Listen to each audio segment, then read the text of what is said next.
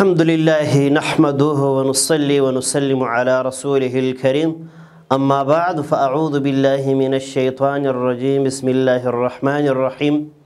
كتب عليكم الصيام كما كتب على الذين من قبلكم لعلكم تتقون صدق الله العلي العظيم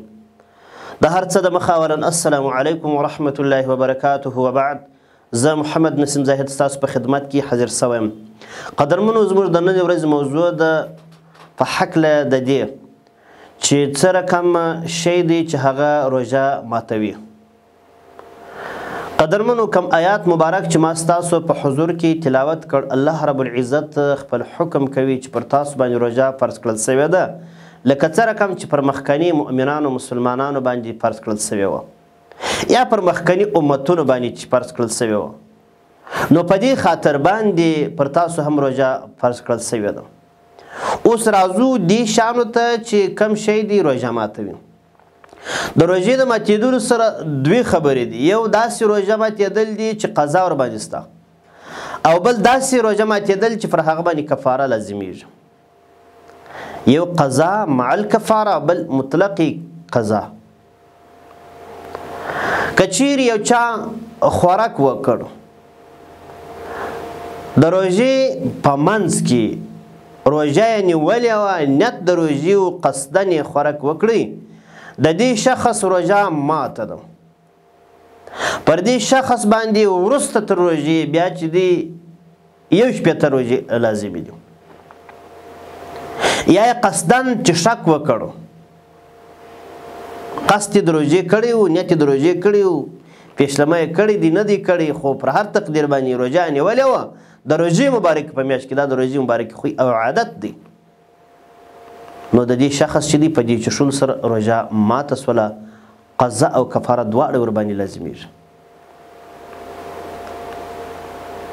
اوس زموږ فقهاو حضراتو فرمایلی دي چې شل یا 22 د شان شته چې په هغه باندې قضا او کفاره دواړه لازمیږي د هغوی څخه یو خوراک راخیستی دي بلې چښاک راخیستی دي بلې صحبت یا جماع کول راخیستی دي یا مالګه وخوړله که چا مالګه وخوړله په دې باندې هم د دې شخص چې دی روژه ماتیږي کفاره ورباندې لازمیږي او یا د خپلې کوروالا سره نږدې سو د هغې د خولې ناړې تېرې کړلې یا هغې د خولې ناړې تېرې کړلې په روژې مبارکې پر دې باندې قضا او کفاره دواړه لازمیږي یا یې دوا وکړل خو دا دوا دا رقم وه چې دی د ډاکټر د طرفه دته اجازه نه وه سوې چې ته روژه ماته کړه بلکې د ګولۍ وخوړلې د شربت وخوړل پر دې شخص باندې قضا او کفاره سته او یا یې غوښې وخوړلې یا یې وریجې وخوړلې یا یوازې ډوډۍ وخوړله په دې ټولو صورتونو کې پر دې شخص باندې قضا او کفاره لازمیږي او دا یو قید ورسره سته چې دی مریض و خو داسې مریض نه و چې ډاکټر ورته اجازه کړې وي کله ناکله سړی مریض ولاړ شي ډاکټر ته پر وخت باندې نو هلته ډاکټر ورته وایي چې دا دوا په روژه مات باندې وخوره ځکه چې ستا صحت برابر دی یو څه او یو چې دی عذر دی د عذر ځان ته مسئله ده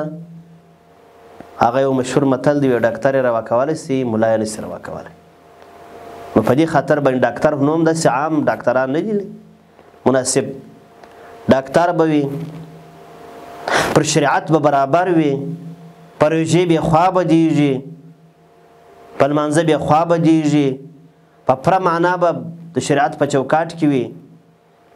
او دی به زیرک ډاکټر وي داسې به نه وي چې ماسک کې به سپینه چپنه اغوستې وي نور څه وچ ګوګ شی نه یې زده نو په دې شرطو سره د فاسق ډاکټر چې دی هغه رایه د باور وړ نه ده که چیرې ډاکټر و مجوسي و هندو و کافر و هر طبقه کافر چې وي د هغوی مشوره چې د هغه قابل د قبول نه ده ډاکټر به وي مسلمان به وي او که چیرې کافر ډاکټر و دا به د بل مسلمان ډاکټر سره مشوره کوي چې داسې خبره ده ته څه پکښې کې وایه نو په دې صورتونو کې بیا چې هغه اجازه ورکړله نو د بیا روژه ماتولی سي او که چیرې نه وي هېڅ حق نه لري. قدرمنو نور پر الله رب العزت سپارو، پر الله رب العزت مو وسپارئ. شاد او کامیاب او بریالي اوسئ، خوشحاله ژوند ولرئ. ما محمد نسیم زاهد اجازه راکړئ. واخر دعوانا الحمد لله رب العالمين.